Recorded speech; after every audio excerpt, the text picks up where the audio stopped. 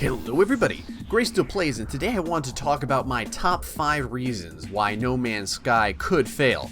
Now before you beat me to death with your No Man's Sky body pillows, don't lie, I have one as well. Hear me out. As I mentioned in my top 5 challenges, problems, and concerns for No Man's Sky video, I'm not putting the game down, and I don't want it to fail. In fact, to the contrary, I want it to be the best game ever. As a lover of survival, exploration, and space games, man do I want it to be the best game ever. I've also been around for decades of games that have been hyped and went dead in the water. The reason for their painful, agonizing, pixelated deaths were almost always the same. And for that reason, I wanted to go over them with you and apply these reasons to No Man's Sky. Number 1. The developer takes the money and runs. Now this is the absolute worst case, most horrifying scenario, but it still has happened to gamers in the past with other game titles. The reason I'm applying it in this situation is No Man's Sky is charging a hefty AAA $60 price tag to play the game. And that's without knowing anything about it really, without getting to beta test it, and without being involved in any type of early access. Understand that No Man's Sky has already sold over 170,000 copies in just North America alone. And if we're talking gross cash, that's around $9 million. For a team of 15 people, and that's including the public relations folks, mind you, that's a pretty dang good haul. Number 2. The public hyped the game so much that they created a perfect utopian game idea that actually doesn't exist.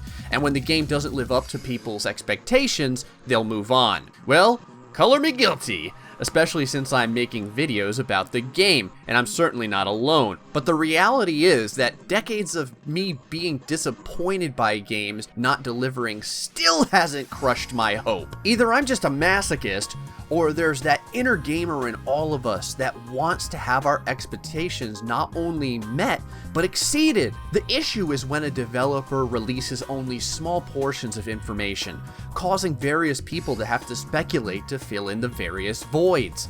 This speculation is typically formulated with the gamer's best case scenario in mind, and for good reason. They want to have fun after all. Number 3.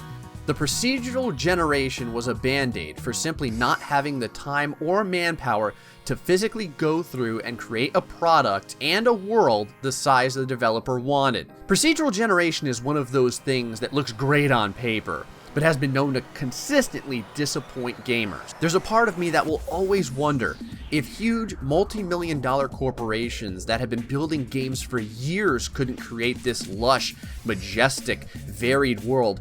Why could Hello Games? The worst realized fear would be if everything is so procedurally generated and done so in such a poor manner that even with all of the variety, people lose sight of why they actually want to load up and play the game in the first place.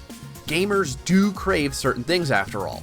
For some it's challenge, for others it's objectives, for others it's completion, for others it's exploration.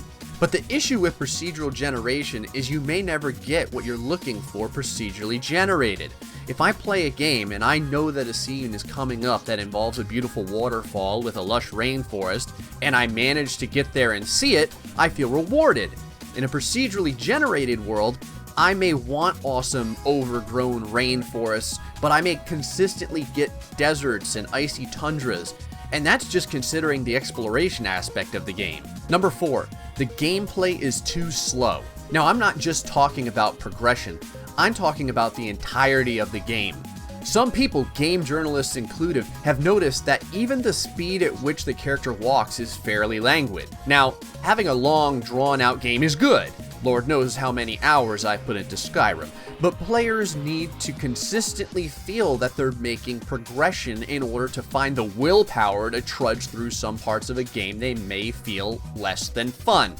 Walking simulators might not be your cup of tea, but if you find something rare and awesome, that 15 minutes of walking time may have been worth it to you.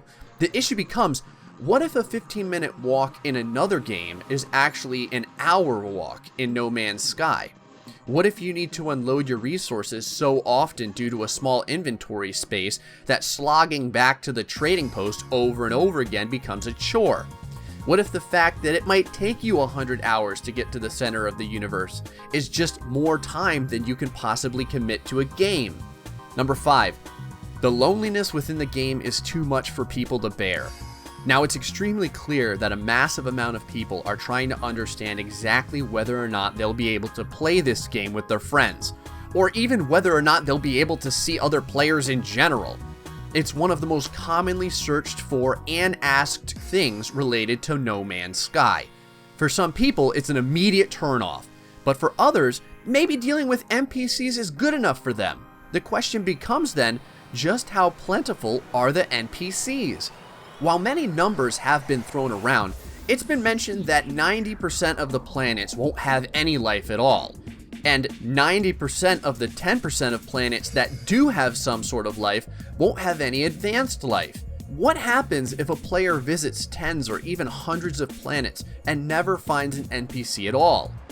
Will the potential of the space stations in space be enough for them? Anyway, folks, I hope that you enjoyed this discussion about 5 of the reasons that I feel No Man's Sky would fail if it did.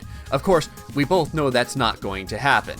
Mahatma Gandhi and Internet Jesus have already given No Man's Sky 2 thumbs up, so that's good enough for me. Are there any reasons you think a game like this could flop? Feel free to leave them in the comments section below. And as always, folks, stay foxy, and much love.